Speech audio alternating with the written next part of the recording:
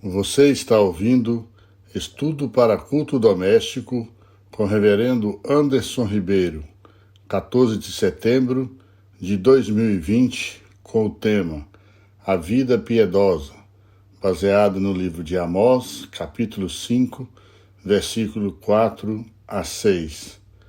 Pois assim diz o Senhor à casa de Israel: Buscai-me e vivei. Porém não busqueis a Betel, nem venhais a Gilgal, nem passeis a Berseba, porque Gilgal certamente será levada cativa, e Betel será desfeita em nada. Buscai ao Senhor e vivei, para que não irrompa na casa de José como um fogo que a consuma, e não haja em Betel quem o apegue. O que é uma vida piedosa? A piedade é recomendada nas Escrituras, 1 Timóteo 4:8. Mas o que é viver uma vida piedosa? É uma conjunção entre a atitude de devoção diante de Deus e a consequente conduta correta. Walter Welver. O que vemos em Amós? Um povo de prática religiosa intensa, Amós 4:4-5, mas uma religião sem vida. A vida piedosa é a associação da prática religiosa com resultado na vida. No livro de Amós, verificamos conjuntamente o que ocorre tanto em Israel como em Judá, pois Amós coloca os reinos do norte e do sul sob a mesma proteção. Vejamos este ensino. Primeiro, relacionamento correto com Deus. A vida piedosa começa com o relacionamento correto com Deus. É a palavra de Deus através do profeta: buscai-me e vivei. Este é o princípio fundamental para uma vida piedosa, pois sem conhecer o Senhor e a sua vontade, não poderemos nos relacionar corretamente com Ele. De acordo com Paulo, o ensino segundo a piedade precisa ser de acordo com as sãs palavras de nosso Senhor Jesus Cristo. 1 Timóteo 6:3. Isso quer dizer que a vida piedosa tem como ponto de partida a palavra de Deus. E a queixa de Deus contra o seu povo era de que ele havia rejeitado a sua palavra e dado crédito à palavra de homens. Amós 2:4. Ele enviou os seus profetas, mas eles não foram ouvidos. Amós 2:12. Quando a palavra de Deus é colocada de lado, o resultado disso é que os atos não serão piedosos, pelo contrário, serão pervertidos. Talvez a Igreja de Cristo esteja atravessando um dos seus mais difíceis períodos da história no que diz respeito à acolhida do seu padrão de fé e prática. As Sagradas Escrituras, Paulo Anglada. Tal afirmação parece procedente se considerarmos que o apóstolo Paulo declarou que haverá tempo em que não suportarão a sã doutrina. Pelo contrário, cercar-se-ão de mestres, segundo as suas próprias cobiças. 2 Timóteo 4:3. Por isso, Paulo declarou no verso anterior: prega a palavra. Na vida cristã, coisa alguma é tão importante como a maneira como nos aproximamos da Bíblia e quanto a maneira como a lemos, pois é através dela que conhecemos o Senhor. Como tem sido o seu relacionamento com o Senhor?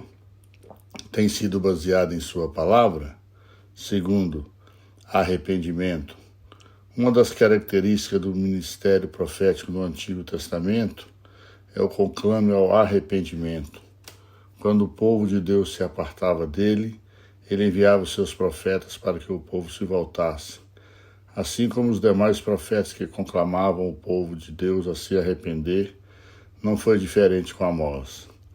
Mas, embora chamasse, o povo permanecia impenitente, pois dizia: contudo, não vos convertestes a mim, diz o Senhor. Amós 4:10.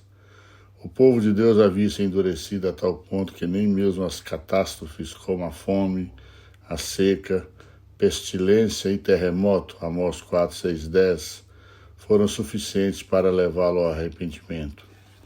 Esse período de pandemia tem de ser levado à reflexão?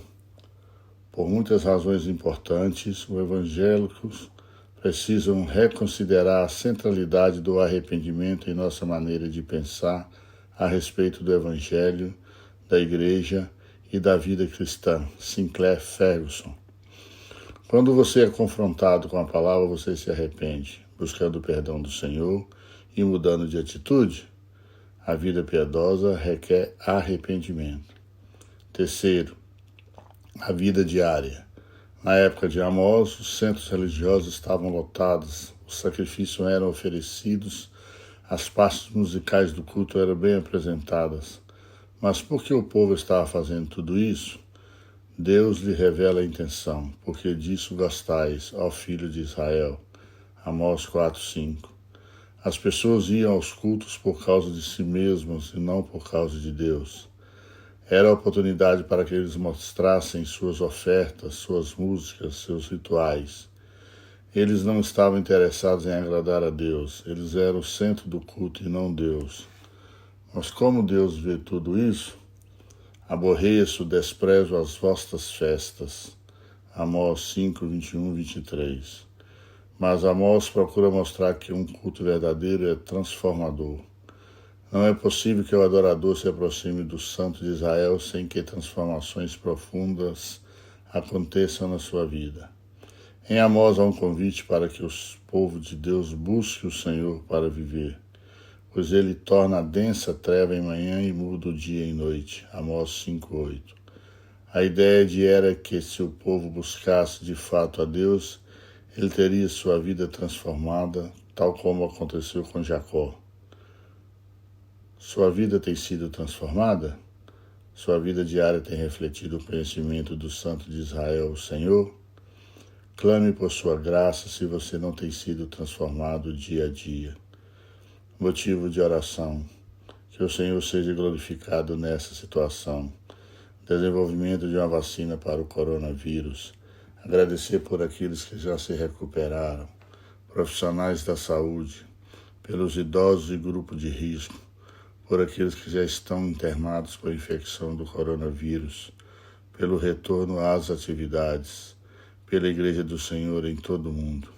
Que o Senhor tenha misericórdia de todos nós. Amém.